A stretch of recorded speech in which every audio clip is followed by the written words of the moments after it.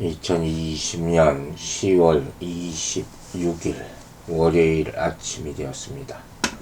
오늘 우리가 볼 말씀은 창세기 47장 29절부터 48장 4절까지입니다.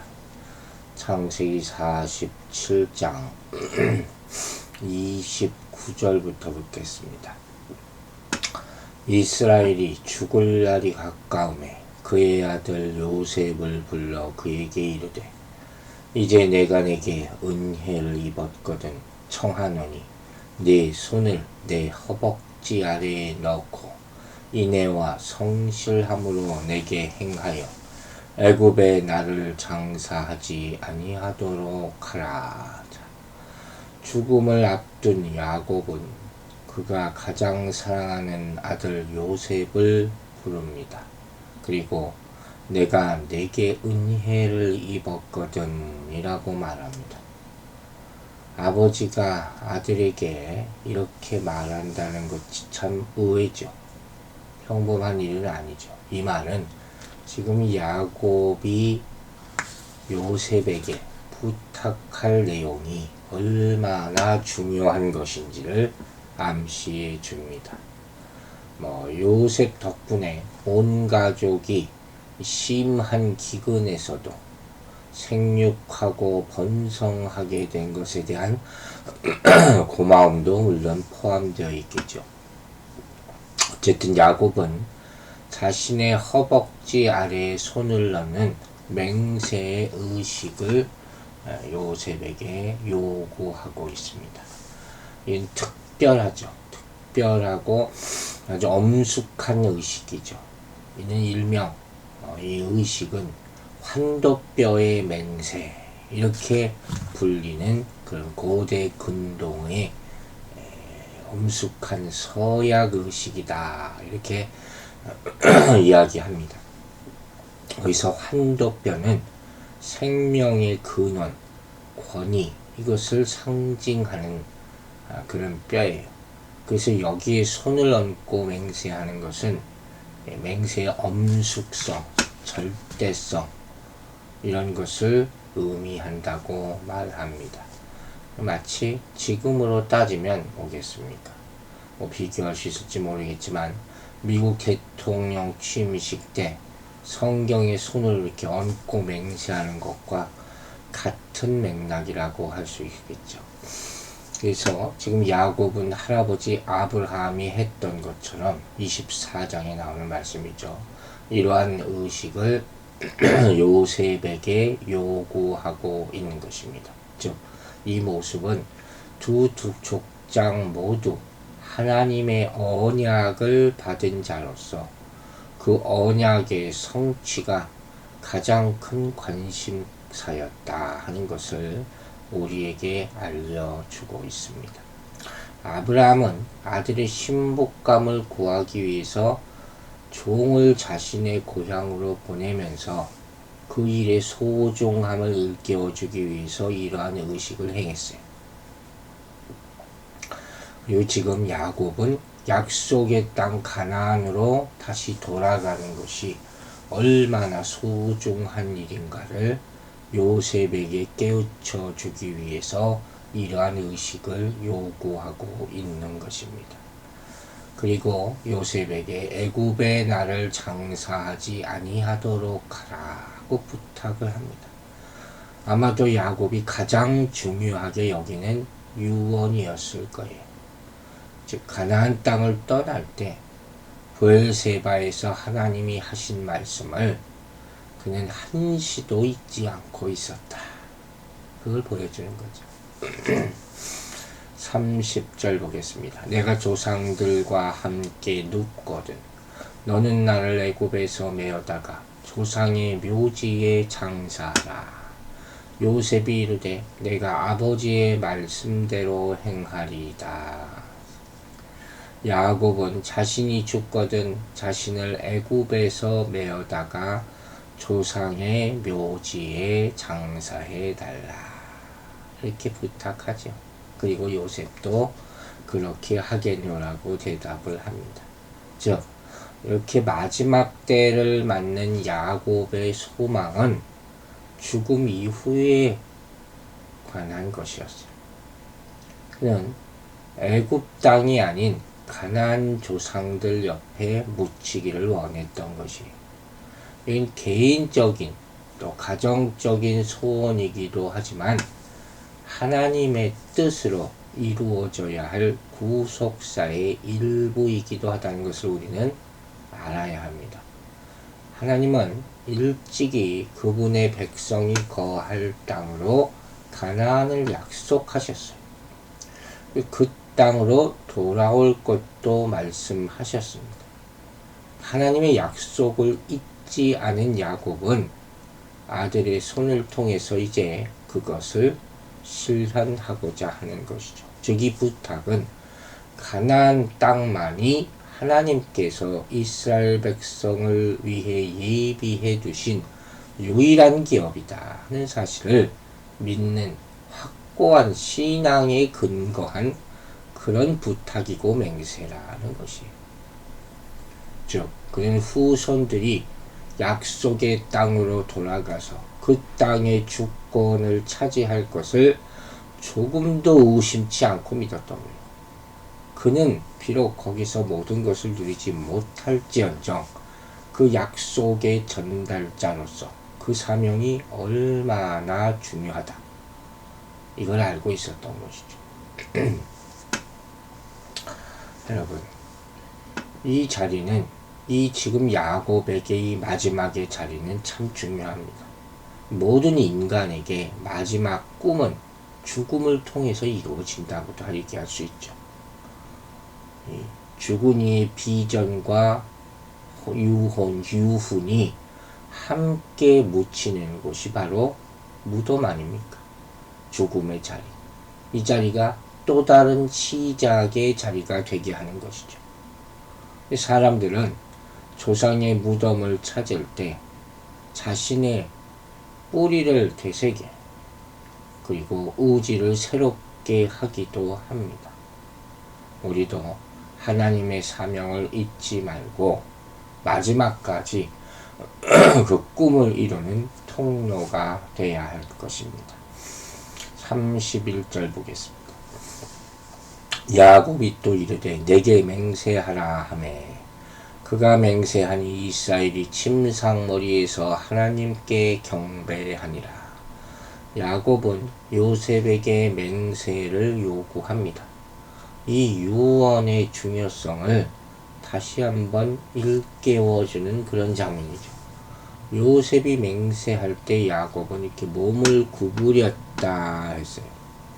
몸이 너무 약해서 이제 뭐 힘도 없고 기진한 것으로 볼 수도 있지만 사실 하나님을 향한 감사의 표현이다 이렇게 해석할 수 있습니다. 개역개정 우리가 지금 오늘 읽은 본문이죠. 이 모습을 하나님께 경배하니라 이렇게 번역했어요. 그러니까 이 행동을 하나님을 향한 감사의 표현으로 보고 있는 것이에요. 야곱은 애굽에서 내려온 이후로 계속해서 침상에 있는 모습을 보여줍니다. 점점 지금 많이 쇠약해진 거죠. 그러나 자신의 시신을 약속의 땅에 매장하겠다는 요셉의 맹세를 듣고 마지막 있는 힘을 다해서 하나님께 절하면서 침상머리에서 경배하는 것이죠. 자, 여러분, 신자들은 이 땅에서 영원히 사는 사람이 아닙니다. 본향이 있습니다. 돌아가야 할 본향. 교회는 이 땅에서 감당해야 될 사명이 있죠. 그러나 영원히 이 땅에 머무는 것은 아님을 우리는 항상 기억해야 할 것입니다. 우리는 앞으로 완성될 하나님의 나라를 소망하며 살아가는 사람입니다. 주께서 재림하심으로 그것이 완성될 새 하늘과 새 땅 이것을 우리는 기대해야 합니다. 즉 이 땅에서 우리에게 주어진 모든 사명이 다 끝나고 주님이 우리를 부르실 때 우리는 그분의 통치 가운데 영원한 안식을 누리게 될 것입니다. 1절 보겠습니다. 48장 1절이 이 일 후에 어떤 사람이 요셉에게 말하기를 네 아버지가 병들었다 하므로 그가 곧 두 아들 므낫세와 에브라임과 함께 이르니 이 일 후에 라는 말 항상 때를 가르치죠. 새로운 전환이죠. 야곱이 병들었다. 그 죽을 날이 얼마 남지 않았음을 시사하는 것입니다. 요셉은 아버지가 병들었다는 소식을 듣고 두 아들 므낫세 그리고 에브라임을 데리고 아버지에게 옵니다. 일반적으로 가장의 임종 순간에는 모든 식구들을 다 모이게 하죠. 특별히 아들들을 다 앞에 이렇게 불러 모으죠. 근데 여기서는 요셉과 두 아들만 이렇게 부르는 것을 볼 수가 있습니다. 야곱의 아버지 이삭은 형 에서만 따로 불러서 축복했었죠. 여기서는 야곱이 요셉을 따로 부르는 것은 아닙니다. 요셉이 아버지의 병환 소식을 듣고 아들들을 데리고 방문한 것이죠. 이는 아마도 할아버지 야곱을 문병케 함과 동시에 또 다른 중요한 목적이 하나 있죠. 즉, 두 아들이 애굽 여인의 소생이잖아요. 그러므로 언약의 족장인 야곱, 아버지 부친을 통해서 그들 역시 언약 가족, 이스라엘 가족의 일원이라는 보증을 받고자 했기 때문이 아닐까 이렇게 추측할 수가 있습니다. 모든 것을 언약이라는 명제 아래서 우리가 볼 필요가 있다는 2절이 어떤 사람이 야곱에게 말하되 네 아들 요셉이 네게 왔다 하며 이스라엘이 힘을 내어 침상에 앉아. 요셉과 그 아들이 왔다는 말을 들은 야곱은 힘을 내서 침상에서 일어나서 그들을 맞이합니다. 아마 병 때문에 기력이 거의 소진된 상태였지만 마지막으로 힘을 내고 있는 그런 장면이죠. 족장으로서 또 가족의 어른으로서 마지막 사명을 수행하려고 하는 그런 장면. 여기서 바로 이스라엘이라는 이름이 다시 사용됩니다.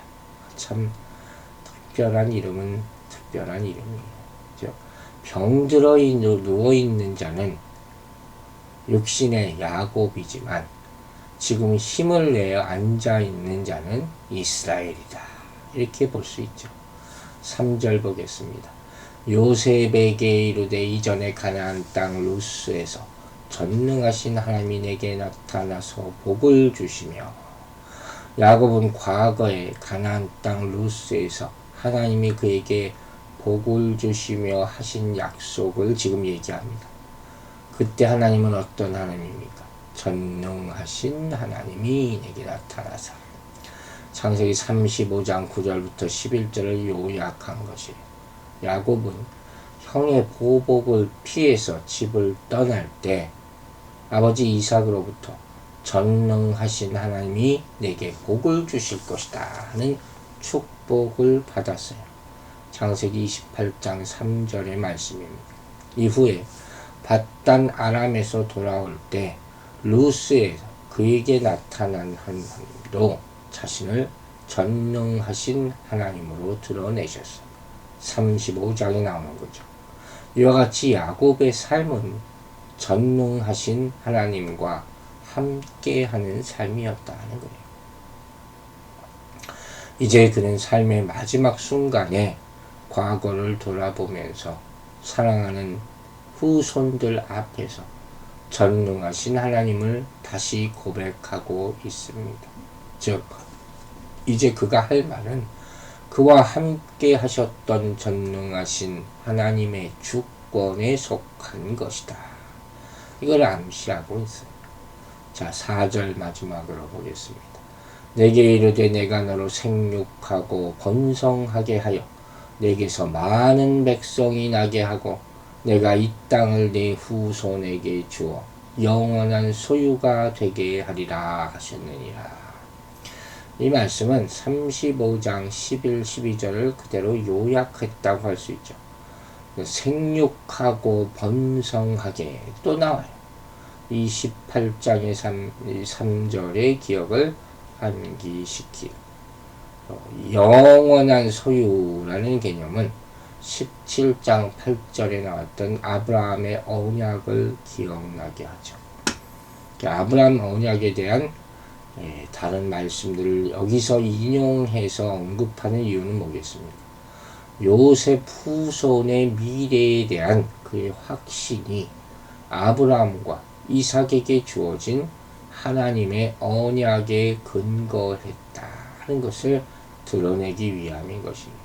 즉, 그럼 그 언약의 계승자로서 그 언약을 이제 요셉에게 전하고 있는 중요한 순간이, 또 그 땅에 대한 영원한 소유권도 언급함으로써 그들이 애굽에서 영원히 살 것이 아니라 영원한 소유로 주어진 가나안 땅으로 돌아가야 한다는 것을 마지막으로 각인시켜 주고 있는 그런 장면이, 전능하신 하나님이 하신 약속 반드시 이루어질 줄로 믿는 여러분들 되시기를 주의 이름으로 축원합니다.